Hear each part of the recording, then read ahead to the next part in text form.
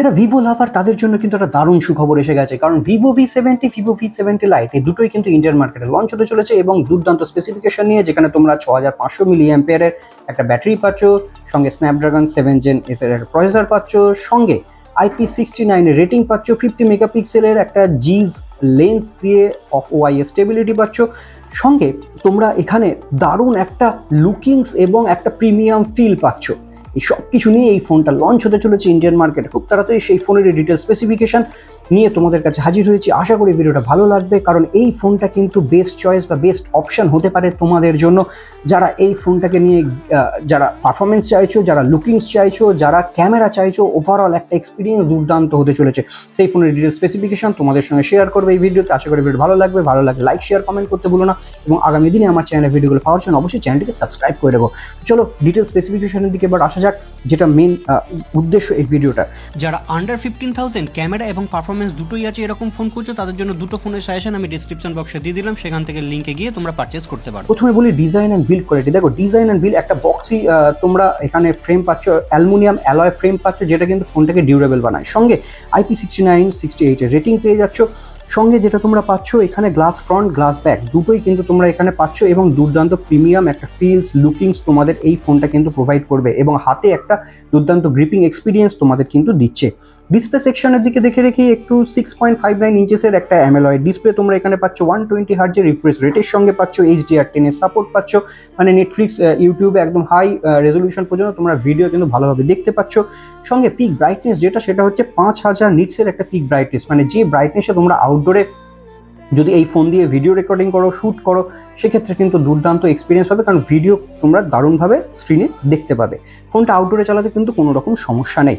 Performance সেকশনটা আসি, কারণ পারফরমেন্স সেকশনটা হচ্ছে খুব গুরুত্বপূর্ণ সেকশন, যেটা হচ্ছে ভিভো V70-তে যেটা তোমরা পাচ্ছ কোয়ালকম স্ন্যাপড্রাগন 7 Gen 4 এর একটা প্রসেসর। সেখানে যারা এলিট ভার্সনে যাচ্ছ তারা পাচ্ছ 8 Gen 4 এর একটা প্রসেসর। শুধু এইটুকুনি কিন্তু ফোনটার মধ্যে ডিফারেন্স আছে। এই কারণেই কিন্তু বলছি, এইবার কিন্তু ভিভো যেটা করেছে, তোমরা যদি একটু লো বাজেটের দিকে যাও, তাহলে সেক্ষেত্রে কিন্তু তোমরা কোনো রকমভাবে কোনো জিনিসে কম্প্রোমাইজ অন্তত করতে হচ্ছে না। ডেইলি ইউজেস, মাল্টিটাস্কিংয়ে এবং যারা ভিডিও এডিটিং করো ফোনে, তাদের জন্য কিন্তু এই ফোনটা বেস্ট অপশান হতে পারে। স্মুথ এক্সপিরিয়েন্স দেবে, হালকা গেমিং কিংবা তোমরা মোটামুটি স্ট্যান্ডার্ড গেমিং কিন্তু এই ফোনে তোমরা পেয়ে যাচ্ছ। সঙ্গে অ্যান্ড্রয়েড 16 পাচ্ছ, 4 বছরের অ্যান্ড্রয়েড আপডেট পাচ্ছ, সঙ্গে UFS 4.1 স্টোরেজ পাচ্ছ, যেটা কিন্তু এই ফোনটাকে অনেকটা বেশি এগিয়ে দেয়।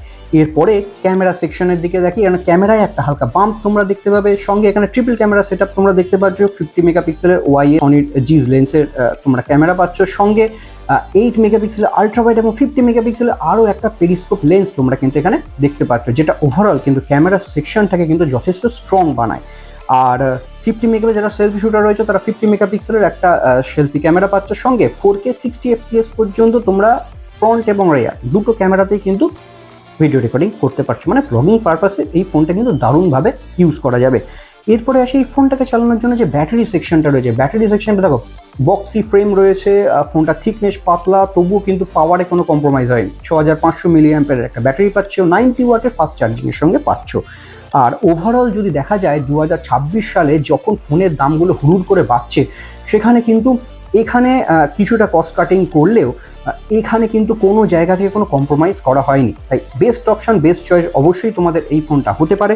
সঙ্গে যে বাজেটে এই ফোনটা লঞ্চ করছে, মোটামুটি 50-51 রেঞ্জে এই ফোনটা কিন্তু লঞ্চ হতে চলেছে, এবং তার সঙ্গে তোমরা 2500 টাকা মতন দিয়ে কিন্তু আগে থেকে প্রি বুকিংটা করতে পারো, যেটা কিন্তু 19 ফেব্রুয়ারি থেকে স্টার্ট হয়ে গেছে।